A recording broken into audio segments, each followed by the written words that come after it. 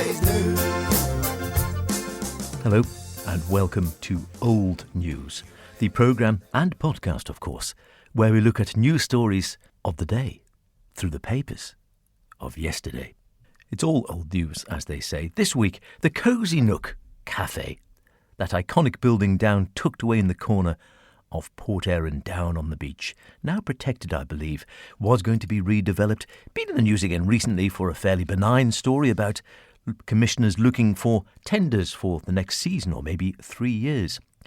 It sent me scrabbling back through the archives to see how the Cosy Nook has fared over the years. It goes back a bit. It might go back further. Who knows? But a quick scratch around unveiled a few little gems. Starting with a tragedy, quite literally. The Mona's Herald, in November of 1934, very sadly reports the death of the owner, or then proprietor, of the Cosy Nook, who sadly took his own life. We shan't go into details, but a sad start on that one. To brighter things, in 1939, we go to the Isle of Man Examiner. Something this is more current, perhaps. Unsightly hoardings.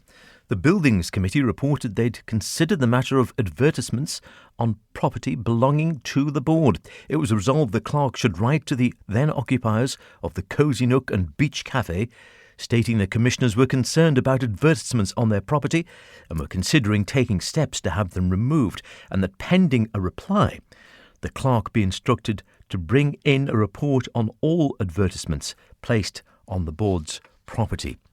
Mr. Corrin, who moved the adoption of the report, said the committee were quite concerned about the disfigurement of the building, and discussion on this matter was referred to committee stage.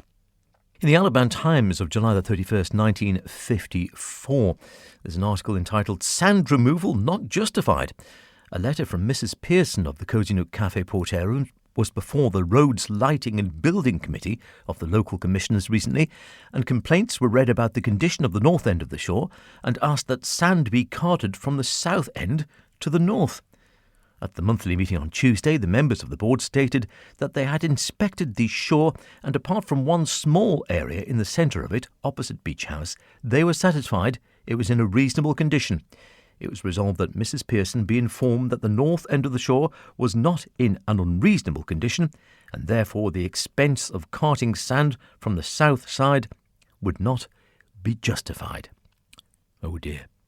Not surprisingly, perhaps, at numerous times through the decades, advertisements pop up for staff for the Cosy Nook Cafe, perhaps framed in a way you would not get away with these days.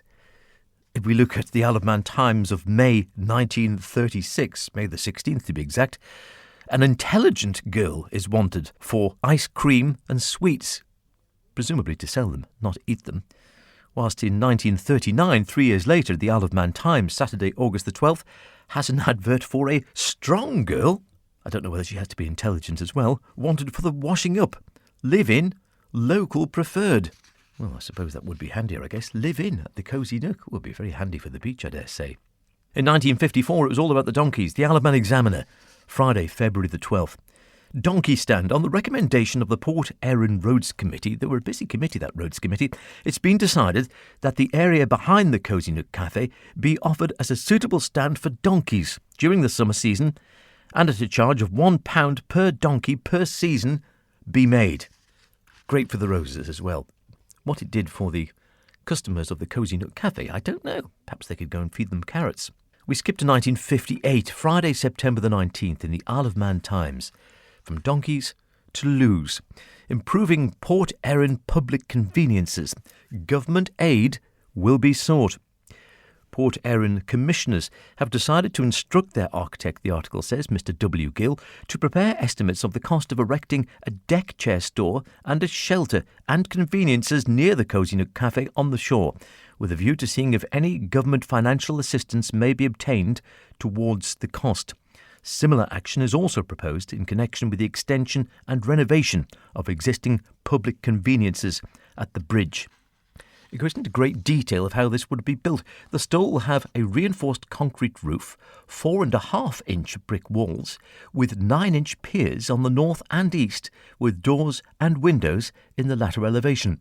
The external face of the brick, it is suggested, should be grey and pebble-dashed, along with a concrete floor. It suggested improving the shelter conveniences by pulling down the wooden structure and erecting a permanent building with toilet accommodation at both ends and shelter facilities in the middle.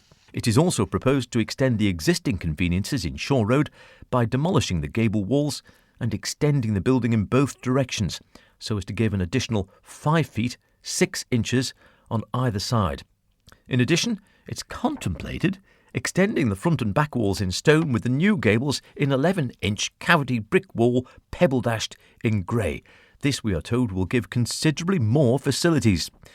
However, at Tuesday's Commissioners' meeting, Mr T.C. Farragher said cost had risen since the ideas were considered earlier in the year, and that was why they were seeking more information before making any recommendations. When Mr Lewis queried the use of pebble dashing, very appropriate for the Lewis perhaps, Mr Farragher replied that stone finishing was much dearer. Mr G.H. Costain, felt the shelter idea should be adapted for gents and a separate building for ladies, as he felt the proposals before them would make the facilities too small. And finally, improvement to access. In 1960, the Isle of Man Times, March the 2nd, the dangerous approach to the shore at the Cosy Nook Cafe has been pointed out to the Finance Committee of the Port Erin Commissioners by boarding housekeeper Mrs Murray of Argyle, the Promenade. The committee discussed the question of having access to the shore at this point for wheeled vehicles and decided to recommend that the approach to the shore there should be sloped off and made good before the next season. Which I think they did they not? The Cosy Nook Cafe, it goes back further, I feel certain. Perhaps we'll revisit that at another time. Suffice to say, a long-standing feature at Port Erin.